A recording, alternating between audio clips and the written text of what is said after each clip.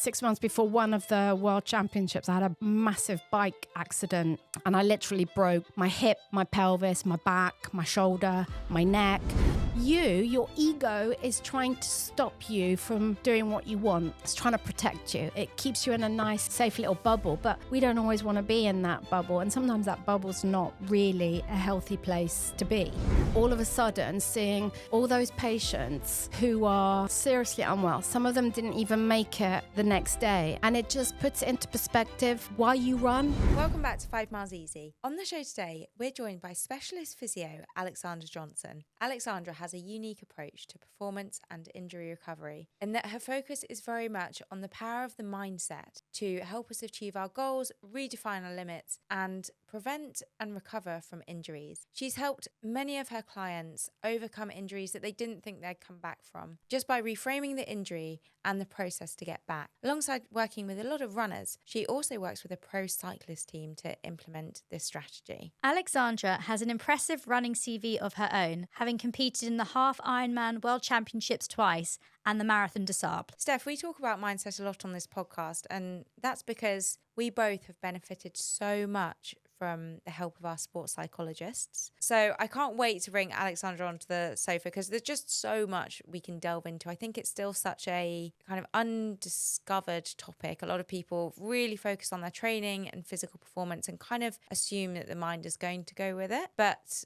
as we both know, it's so important to actively work on your mind to achieve the results you want to achieve. Yeah, and just understanding how connected the mind is to the body. And if you work on the mindset, how it can actually affect how you feel physically as well, which is clearly ingrained in the work that she does, because if she's managed to get people who are injured back to feeling healthy again through the mind, it just shows you how powerful that is rather than solely focusing on the physical side. Yeah, and I think what always blows my mind is that pain is essentially just in our heads. Mm-hmm. Now, obviously, it doesn't mean it doesn't exist. It definitely does. But I think that's just such evidence of the mind-body connection. And, it's definitely a real thing.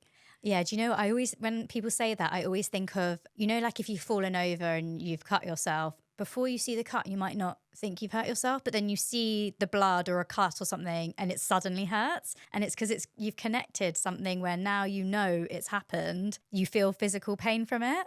Yeah. It's so weird. Yeah, definitely. It's so true. And it's the same in races. Mm-hmm. You can not feel something and then at the end it's like, oh no, I've actually really hurt something. Or you go in with the niggle and it's fine on race day. And then afterwards it'll be painful. Yeah. But it is just incredible what the mind can do. Mm-hmm. So there is so much to delve into today. Shall we crack on with the show? Let's do it. Alexandra, thanks so much for joining us on the show today. We're so excited to dive into all things mindset. Steph and I are such a big advocate for working on your mind just as much as you work on your physical body. So we're so happy you're here to share our thoughts on that today. But we start each episode with same question for all our guests. What is your why for running? Because I listen to your podcast regularly and you always ask that. And I'm like, it's so easy to answer. I love running because I love running. And then the more I was thinking about it, it's like, what actually? Why do I run? Well, I run for lots of different reasons. So when I first started running, it was to clear my head, to get over challenges that I have in my life. I was born with a rare vascular condition that affects my left leg. And I think subconsciously I ran because I could, even though my leg doesn't work properly, I can still run. And it gives me that freedom. It makes me feel strong. And then I got into triathlon, so it became part of my sport. And then I didn't love it as much because it was almost like, this is my job. It's part of my training and you're always trying to hit targets. You're always trying to hit the numbers. And sometimes that takes the fun out of it because there's pressure. So I haven't competed for a little while. And now I just love running. There's no pressure. I can go out into the mountains or I live in Brighton. So I've got like the South Downs, North Downs Way. And it just gives me that sense of freedom. It's like feeling like you can run and it's sort of, you can meditate almost. You can just switch the world away and it's just you. And it's just freedom. Or, you know, I can, if I'm stuck on a problem at work, or, you know, I've got a client who is not difficult, but they might be going through a few challenges. So I try and use my running and being out in nature as well, just to clear everything and get the answers or solutions, or that's my why.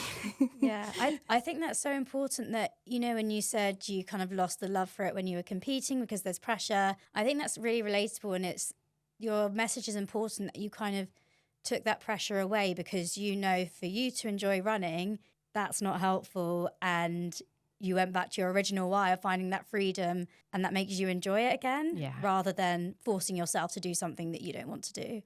Yeah, I mean, I enjoyed the running even when I had to train, but because you're always trying to, I mean, you both know, you know, when you're trying to hit targets or times, or you're trying to do your reps and you're missing, you're missing those times, or, you know, it just feels like a lot of pressure.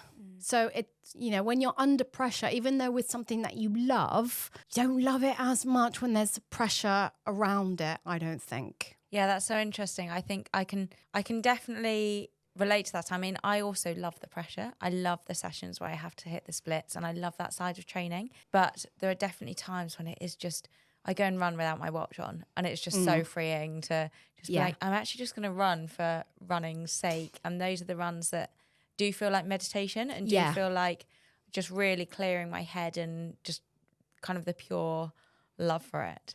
And you end up having some amazing runs when you take the watch off, or you take that pressure away, and you think, I'm just going to run. I'm just going to enjoy it. I'm going to, you know, for me, it's like I run, and then I can see the sea, and, you know, you can feel, you look at your surroundings and constantly like going, okay, well, my split is supposed to be this and this and this, and what's my heart rate doing? You can forget about it, and you can just go, wow, it is absolutely beautiful out here. Even if it's like pouring with rain, but you always have, like I'll tell my clients, run naked. So take your watch off. Don't listen to music, or, you know, listen to a different kind of music, but don't be focused on hitting those numbers, because at the end of the day, obviously for you guys it's different, but at the end of the day, it doesn't really matter. I don't think it really matters anyway. Okay. Yeah, no, true. It's what's important to you, but in the grand scheme of things, it doesn't. No, it doesn't. Exactly. So, and, you know, if you're just running for enjoyment, what does it matter whether you hit those 1K splits or not? You know, love it. And if you love it, and again, it comes down to mindset. If you love what you do, and if you're loving the running, you take your watch off, you have no distractions, and then all of a sudden that pressure's gone, and you have amazing runs. It's just incredible. Yeah, definitely. And what do we need to understand about your own journey to understand why you've gone into the career you've gone into? So I'm a physio. I've been a physio for over 16 years. And my sort of life started as a personal trainer. And it didn't really give me what I was looking for. I don't really know what I was looking for, but, you know, in your heart, and you think, yeah, I'm not getting anything out of this. But also I didn't feel like I was giving something. And then I got a job as a physio assistant in my local hospital. And I was like, oh my God, I love this. This is where I belong. And actually, I didn't do musculoskeletal physio. I was respiratory physio. So I worked a lot in intensive care. And all of a sudden, seeing all those patients who are seriously ill, seriously unwell, some of them didn't even make it the next day, and you're helping them, to breathe properly. And it just puts it into perspective why you run, and being grateful that you can actually do the running, or do your sport, or just go out for a hike or whatever. It just puts life into perspective when you see people so ill. And from there, I've got my own studio now in just outside Brighton. So I have my own physio and Pilates studio. And I've just kind of gravitated towards being a sports physio. I love it because you can talk about sport as much as you want. And it's nice because you can explain to people. And I've been through a lot in my life. Like I've like I said, I've got a rare vascular condition in my leg 6 months before. So I've qualified twice for the 70.3 Ironman triathlon. And 6 months before one of the world championships, I had a massive bike accident. And I literally broke my hip, my pelvis, my back, my shoulder, my neck. But I only thought I'd broken my shoulder. There was never a time that I thought I can't go. I can't go. I've got 6 months and I'm never going to make. There was never, ever, that didn't even get into my thoughts. My thought was, okay, I've got 6 months. How can I get there? What do I need to do to get to that point, to get to the start line in America? I just changed my training a little bit because I couldn't weight bear for a long time. I did I did more swimming. So that helped with my cardiovascular. I couldn't really ride because I had my arm in a sling and I couldn't really sit properly because of my fractured pelvis. But I did a lot of Pilates. I did a lot of non-weight bearing stuff. I still tried to keep myself strong. And, you know, just because I'm a physio, it doesn't always mean I know what I'm doing. Sometimes you need somebody else in the same field as you. So, you know, I'd go and see one of the local physios and we'd tape me up with rock tape. And, you know, it was about managing the pain because the pain was unbelievable. And then, you know, I got stronger. I used to just journal everything. How did I feel one day? I'm really in a lot of pain today. I can't do this. I can't do that. And I do a lot of meditation and I do a closed eye process. I do this with my clients as well. We just shut our eyes and you visualize what you want. What do I want to do tomorrow? Okay, well, I want to do this tomorrow.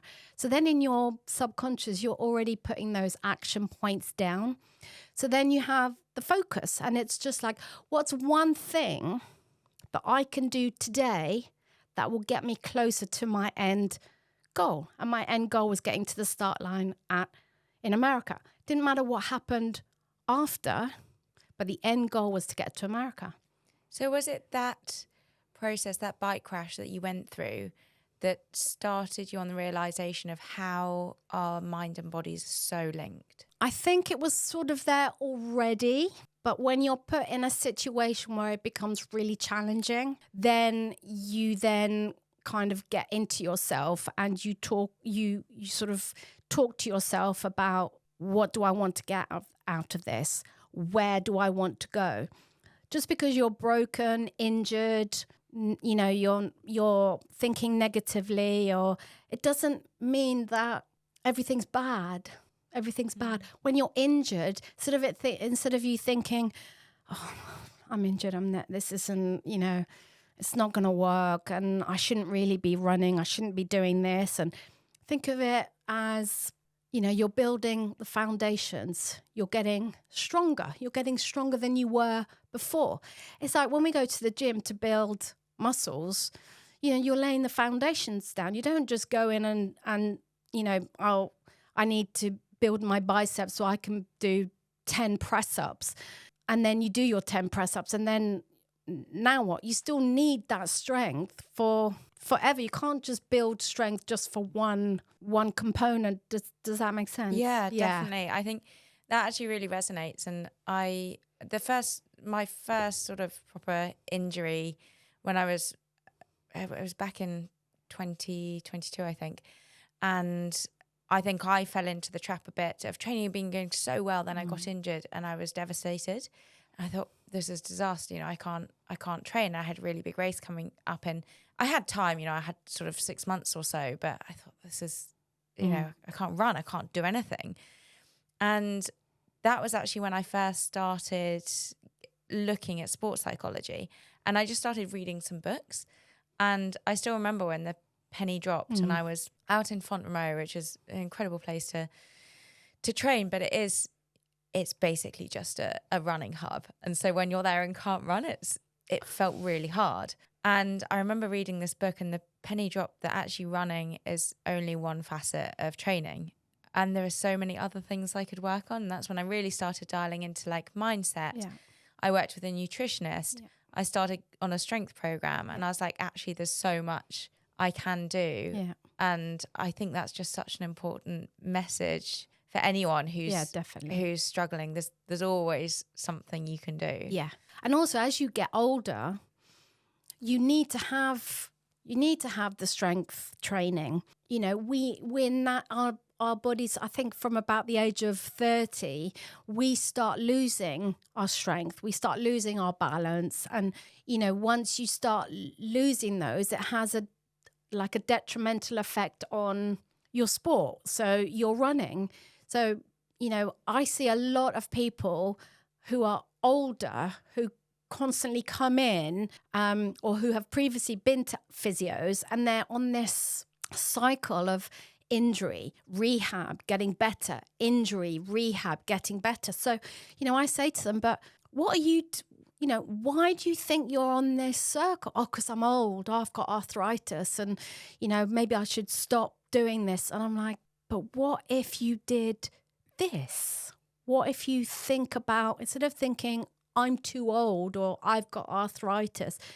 Arthritis isn't, to a point, arthritis isn't a bad thing. It's the natural process of getting older. And also with women who are menopausal, they don't always understand that when you lose hormones, it has an effect on tendons, joints, and they come in going, oh yeah, you know, my Achilles tendon is, you know, I've really hurt it. And so I then ask them, you know, are you menopausal? Are you on HRT? What are you doing about that? Because and then I explain, well, it has an effect on this, and this. Does it? I'm like, yeah, yeah, because they don't understand. So not only do I love learning.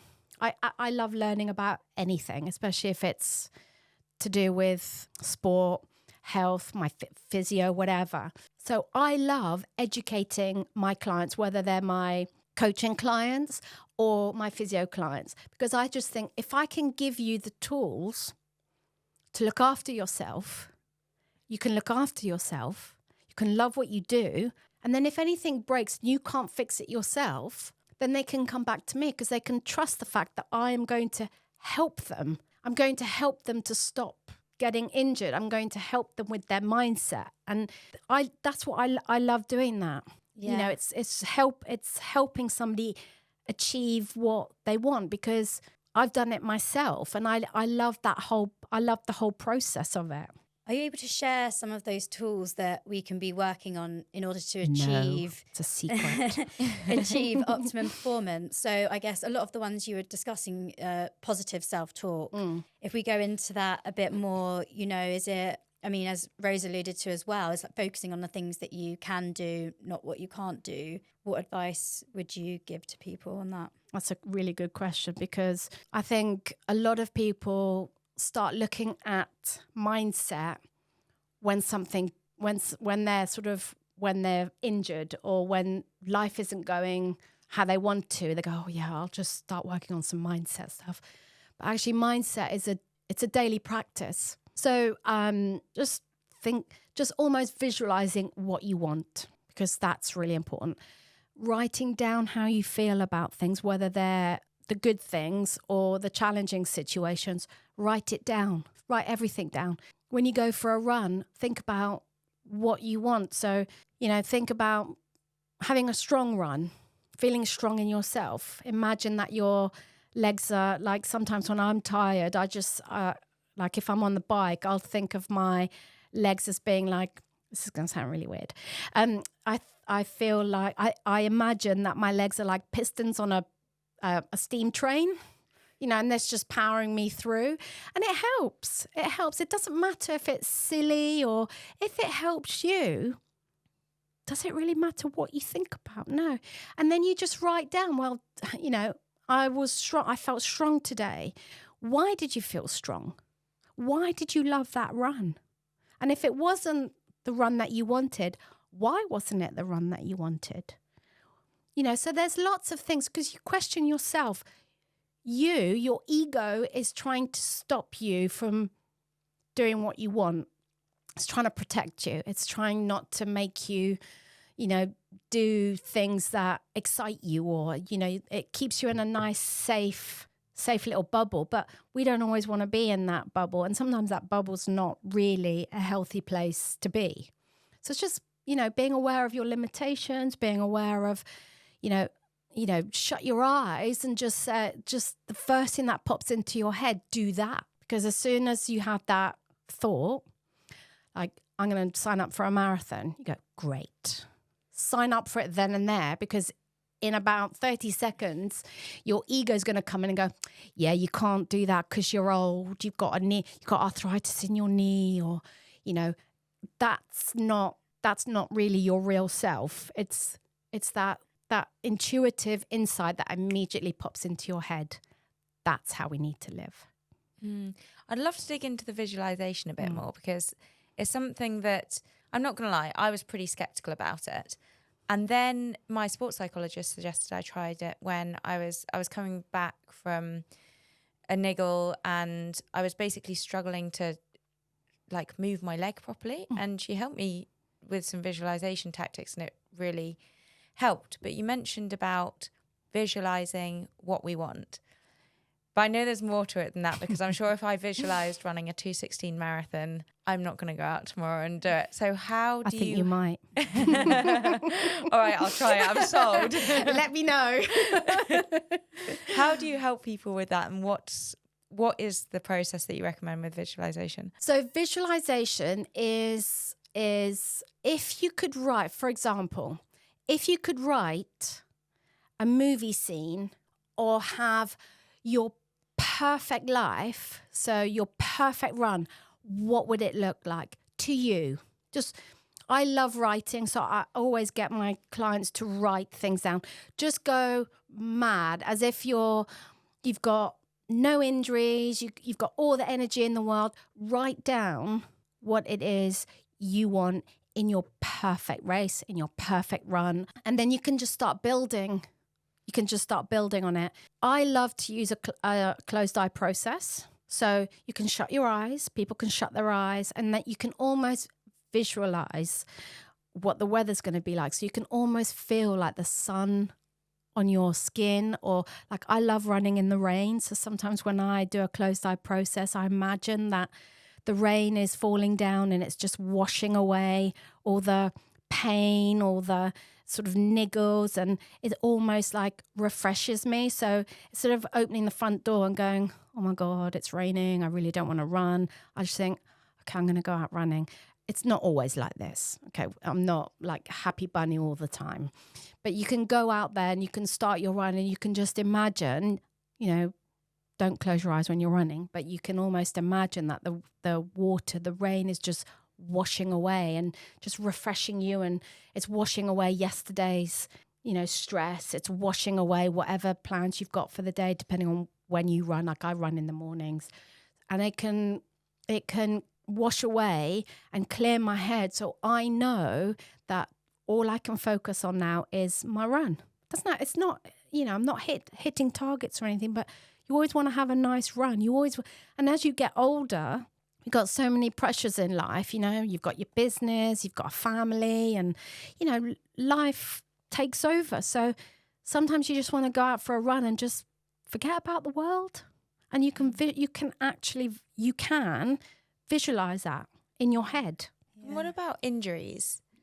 How do you use mindset tools to help people either prevent or recover from injuries specifically? When I do injury prevention, to me, from a mindset point of view, it's the build-up of tension.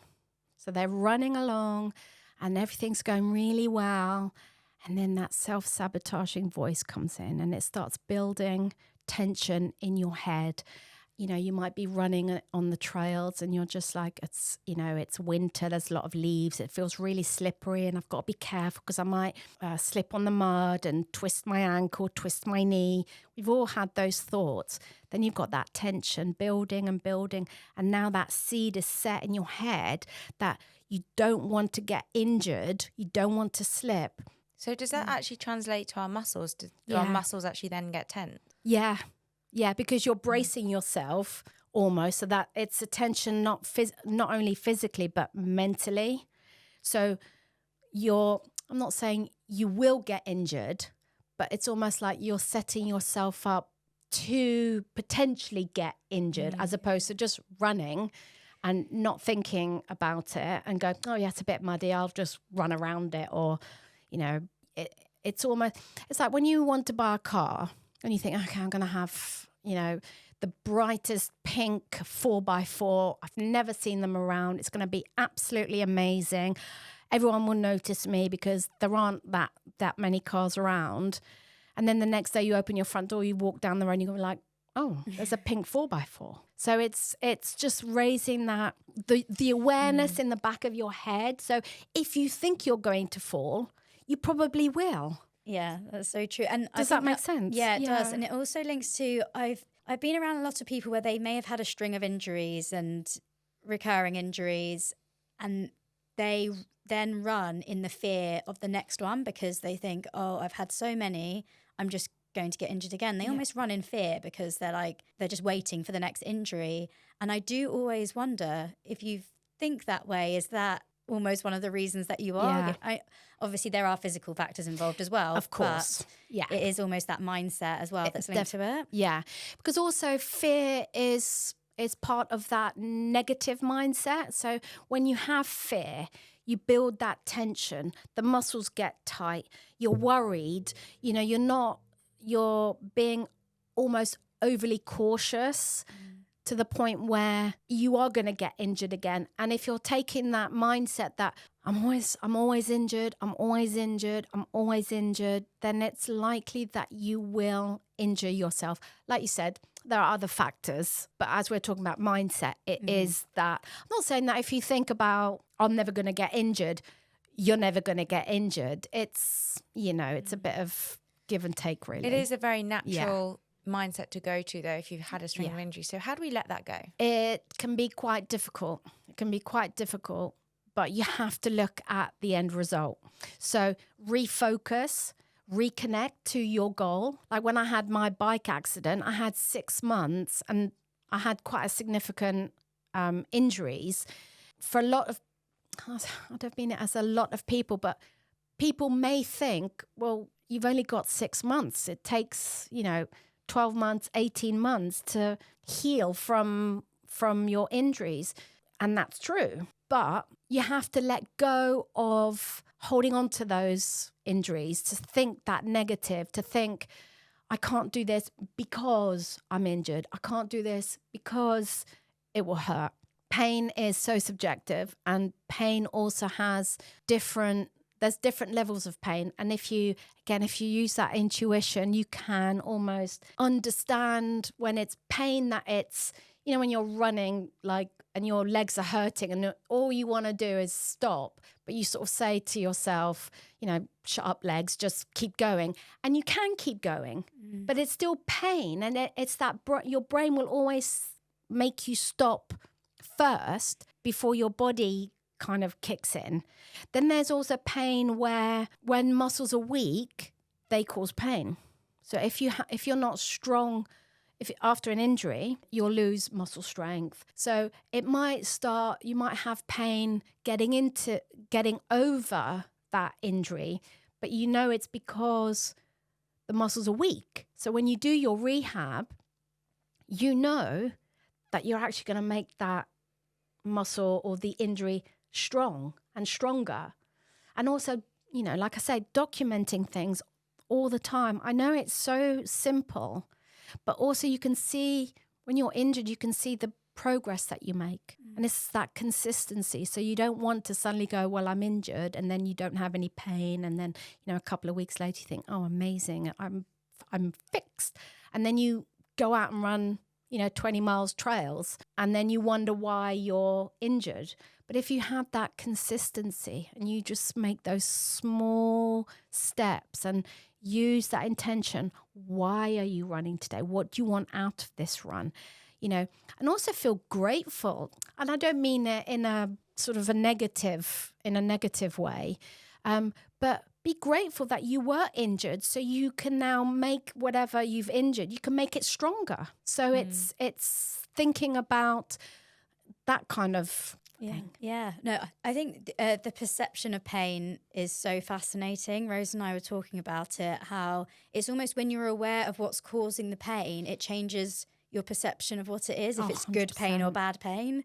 And I think about like getting a sports massage is incredibly painful sometimes, but you can bear it because you know it's doing you good. Exactly. Whereas if you've fallen over or you've injured yourself and you know it's bad, it almost hurts more. Yeah. And then that negative cycle starts going, oh, well, I fell over. It hurts. Now I can't do anything because, you know, my leg hurts because I fell over. And like you say, when you have a sports massage, it is painful. But you don't wake up the next day going, oh, I feel really bad because that sports massage was horrible and it really hurt.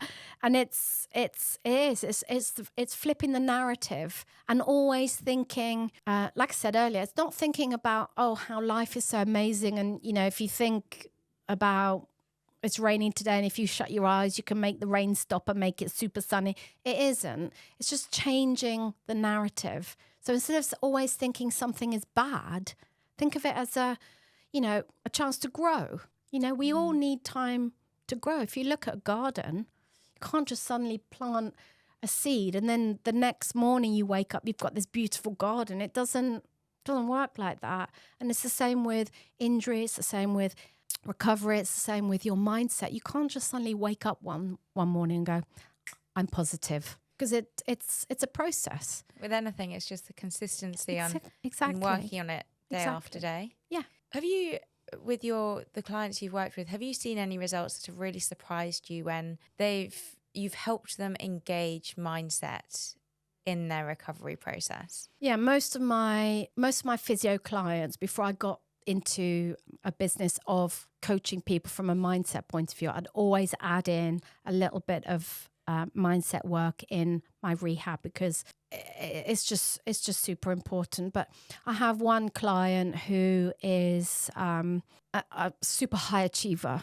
So he's not by a job, but he's a helicopter pilot, and he's got a massive property development portfolio, and he expects a lot from himself. And last year he had his pelvis fused and had a bone graft. He's had 2 shoulder surgeries, and you know he came to me for physio rehab because that's my job. And he was just like, I'm never going to be able to go back to CrossFit. I'm never going to be able to. He likes running marathons and open water swimming. He's like, I'm never going to be able to get back to that. So my question always is, why not? Why not? Oh, well, I've had an injury. Okay. You know, so I get them to think themselves, why can't they do it? You know, so it's not me telling them what to do, but I'm giving them questions or, you know, strategies that allow them to make their own decisions. Because if you can take control of your own, if you can empower yourself with looking after yourself or thinking, you know, empowering yourself with visualizations, with your journaling, you can literally, I mean, you can do whatever you want. You can have whatever you want. So did he get back? Yeah. And he still comes to me just purely for the mindset work. I mean, my business is kinetic synergy transformation, and basically it's using movement, mindset to get to your end result. It isn't as simple as it sounds, but it is that simple, really. Yeah, it's so powerful. What's the most common mental barrier that you see with clients that prevents them from achieving what they want? I would probably say self-sabotaging themselves, self-doubt. They don't believe in themselves. They don't believe that they can get over their injury. They don't believe that somebody like me can actually help them just by thinking about stuff and writing stuff down. And then they try it and they're like, okay, yeah, I see. I see what you mean. If I keep thinking, you know, I'm never going to be able to run 5K. I'm never going to be able to run 10K. And like I said to you earlier, I always ask them, but why not? Who's stopping you? You are. We stop ourselves to a point, as we're talking about mindset. It is we stop ourselves, or we can make ourselves do something. Yeah, I think that is such an important message, that we are in, is working out what we're in control of, I think, is the first step. And I think when you actually really dig into it, it's so much more than you might initially think. And whatever you can't control doesn't matter, because it's not meant for you. Yeah. You know, when you can't control something, it's you, like with my coaching clients, they'll be like, oh, but you know, this and this and this happened, and this and this and this happened. I don't really know what to do. Okay, stop, breathe. And then again, just write down, refocus. What are you trying to achieve? What is your goal? Refocus on that. Not something that has happened that in the grand scheme of things it's out of your control. You can't change that. So write what you can control. You can control when you go out running. You can control how far you want to run. You can control a lot of things, but you can't control the weather, say. So it's no point going, oh my God, it's raining and this is not supposed to be raining today. It doesn't matter. You can still run. Do you see what I mean? Yeah, 100%. Yeah, I love that. If people are listening to this, and I'm sure a lot of people will be thinking, you know, I've trained my physical body a lot, but I've never actually done anything with mindset.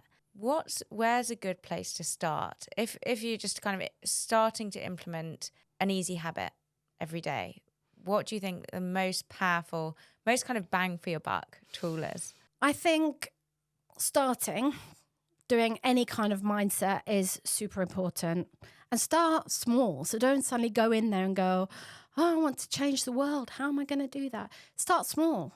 So set an intention every day, or a goal every day that you want to achieve. Doesn't matter if it's not related to your sport or to running. You know, what's the one thing that you can do that will make you happy today? Write it down. Because when you write it down, it also kind of cements that in your head. So all through the day, you can kind of go, oh yeah, I kind of wanted to do this today. And then in the evening, before, like, I journal in the evening, so I'll write down just a few points. It doesn't take, once you get used to writing, it doesn't actually take a long time. So in the evening, I will journal what good things happened today. And then I will write, say, 3 things that I'm grateful for. Because when you go to bed and you're in a good mindset, and you've acknowledged the good things that have happened to you today, and that you're grateful for, 2 or 3 things that have happened to you today, not only will you kind of end the day going, actually, do you know what, today was all right, but you'll have a better sleep. And when we have a good sleep, sleep is just, incredible. And if you're injured, you want to sleep really well. So simple things like setting a goal for the day. And then at the end of the day, what went well and what are you grateful for? It doesn't have to be anything like special. So, sometimes I don't even know what, nothing great happened. So I'll be like, the sun was shining today. And I was grateful that I was able to have lunch outside in the sunshine. So it's just really simple things. And as those simple things become consistent, you will then realize, okay, well, I'm grateful for that. I can actually run for 20 miles, and it's that being consistent, start small, and it will just naturally build. Yeah, I love that. I think, humans are quite simple, really, when you think about it. All we need is a to-do list that we could tick something off, and a sense of achievement or just appreciation for something that's happened that day. And it really does change your mindset. But you mentioned earlier that you work with a lot of older clients as well. And with that comes changes in your health and your body. How do you support older clients in their mindset, in that transition in their lives? Okay. So the clients that I work with now who are slightly older. So I'm 53. So I know what has happened even sort of the last 5 years, how your thoughts change. So a lot of older clients who come to me for coaching will be like, I want to be the best. I want to run like I did when I was 20. And you're asking questions like, is that really possible? Like, if you've just started your own business, or if you've got a family, or, you know, your lifestyle, can you really achieve, you know, what you did when you were 20? So it's just changing that mindset instead of it being kind of goal specific, it needs to be sustainable and it needs to be enjoyable. Because when you're older, you want to do something that you love or like. Because if you really hate running, you're never going to get out running. So if you really don't like doing something, ask yourself why you're doing it in the first place. But also it's the process, trusting the process. So, you know, trust in yourself, and the small little shifts that you make as an older person becomes bigger and bigger and bigger. And, you know, just enjoy it. That's what it's about. I think that's such a good message for not just older athletes, but anyone. You've got to enjoy it. Yeah. And, you know, if you've got a goal, working towards it is hard. Not every day is sunshine and butterflies, and there are the days that, you know, we talk about it all the time. There are those days where just doing our session it's just, you know, a tough day. Yeah. But if you fundamentally love what you're doing, then it's completely justifiable, and you've got that purpose. But do you two train together? No, we all easy runs. Yeah. Oh, okay. Because also fast for me. Because also it's, if you know, find somebody to train with. Yes. Because huge that difference. helps massive. Yes, we are big advocates of that. Yeah, 100%. Yeah. I find that really helps with my mindset in sessions, because Totally. I feel a bit of a responsibility to turn up positive. Yeah. And if I'm by myself, I can be a bit negative and, you know, I try not to be, obviously, but I can fall into the negative pattern more easily. Yeah. When I'm with someone else, I'm like, well, I've got to be positive for my training partner. I can't be grumpy and miserable, because it will drag them down. So true. Exactly. So you don't want to ruin their training session just because you're having a bad day. Yeah. But also, you know, the challenges that we have in our lives, they're just as important as having the best times, because the challenges actually make your mindset grow. That's where we grow strong. That's where we grow resilience. And accountability as well is super important. So when you're meeting somebody or a group of people or whatever, like you say, you have to show up. You have to, because they may be having a bad day. So it's almost like your responsibility to help them. And if you're having a bad day, it's almost like they're accountable to help drag you through those tough sessions. So, you know, you can put your mindset work to anything, not just with your sport, but do things that make you feel happy. You know, so I mean, I like training on my own. I love it because I can be free, and I can, you know, I don't have to make conversation, or, you know. But then, like you say, sometimes you really don't want to go training, and you think, oh, I wish I had somebody who could just knock on the door going, right, come on, Johnson, let's go. But I have to do that, or my husband will be like, right, it's time to get out the door, or, you know, or he'll be like, you've had a really stressful week, you're a bit grumpy, go and have a run. I'm like, fixes everything. It really does. It really does. So, yeah. You've got all these amazing tools, and you obviously work a lot on your mindset, but what do you find the most challenging thing? What do you personally, is there something you personally struggle with? Yeah, I struggle. I'm what one could perceive as a high achiever, and I expect a lot of myself. So I use a lot of visualization for myself, and that's my sort of power tool. I have to visualize that it's, you know, take it easy today. It's just an easy run.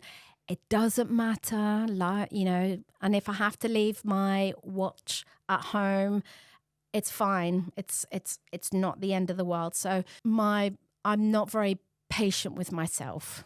So a lot of mindset work helps me, closed eye process, constantly reconnecting and refocusing with my end goal, just keeps my sort of ego happy, just sort of dampen that ego down a little bit. So yeah, visualization and journaling, I couldn't do without it. Yeah, I think it's also, from what you said, as you said, you're a high achiever, and I had a similar conversation with my sports psychologist a couple of weeks ago, and it's really learning yourself, because everyone's got their own personality and their own way that makes them tick, and what's going to make them feel like they've done a good job that day. Yeah. You know?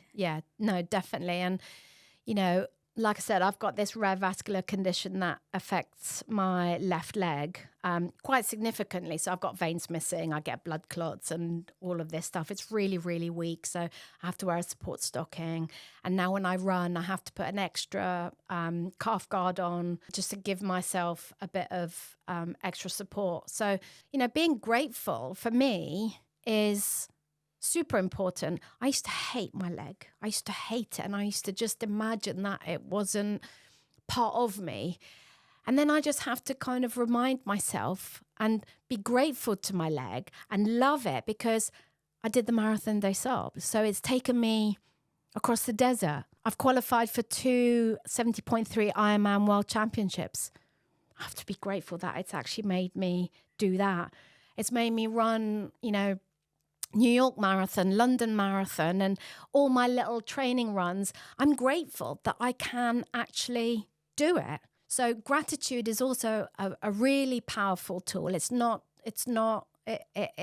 shouldn't just sweep it under the carpet, because being grateful for something is, like my leg, it helps. It helps. Yeah, definitely. I think linked to that as well is having a bit of respect for your body, because it allows you to do amazing things. Yeah. And I think for anyone who is getting out there and running, I think there's got to be some kind of, it's very linked. We will almost take it for granted sometimes, especially if we run for a long time. And the goalpost always moves to the next thing. And actually it's sometimes really good to take a step back and be like, yeah, okay, my body's doing a pretty good job. Yeah. And the flip side to that as well is, respect your body enough to give it rest. Yeah. So you don't have to always go 100% flat out. It's okay to rest. That's what I struggle with is resting, because I just think, oh, my body can do, It's hard. whatever. And, sometimes I think, well, I'm 53 years old. I have to prove that I can, train 3 hours a day or whatever. But also it's respecting your body and loving yourself enough to actually go, stop. Okay, it's not in my training plan to rest, but my body it's telling me. Because if I don't rest, it's going to get overloaded, it's going to get overworked, and we're going to break mentally and physically. So it's mindset is massive. And, everybody has a little bit of mindset already that they don't realize that they're using, but they are. And tuning into that those intuitive insights, when you understand it, it just speaks volumes. Alexandra, thank you so much for sharing everything today. I mean, we just can't talk enough about the power of the mind. It's running. And running, exactly. But our final question that we ask all our guests is, what is your high five me moment? So a moment that you would give yourself a big high five. Do you know what? I didn't think about that. That's what you can think about it now. Yeah. So I think there's so many, really. And but I think my high five moment has got to be, recently, somebody followed me on social media. And I always respond back saying, thanks for the follow, hope you're well, love your content, whatever. Because it's just nice. She then messaged me back going, you're probably wondering why I followed you, because she was a wedding photographer. And, I looked at her content. There was nothing about running or anything. And I was like, oh, it's okay. Her photos are amazing anyway. So she messaged me back, and she was just like, I just think you're really inspiring and motivating, because I've got a 5-year-old son who's got, so my left leg, I've got a condition called Klippel-Trenaunay syndrome. It's a rare vascular condition. And she was saying, my 5-year-old son has it. And I just came across one of your posts and I was talking about, you know, how grateful I am to my leg. And even though I have to, you know, do this and this and this with it, you know, I've run across the desert. And she was just like, I keep telling him, reminding him that anything is possible. I love that. And that really was my high five moment. And in actual fact, and I said to her, you've just made my day. Because all the things that I do, like my running and my physio, and I think I've got to inspire somebody with my job, and then somebody turns around and go, oh yeah, my 5-year-old son has got Klippel-Trenaunay syndrome, and I just think you're amazing. I'm like, oh, and that's it. Oh, that's incredible. Yeah. You never know who you're inspiring. No. I think that deserves a massive high five. Thanks. Thank you so much for coming on today Thank you so much for having sharing me. all of your wisdom with us. Thank you. Thanks for joining us for 5 Miles Easy. See you next time.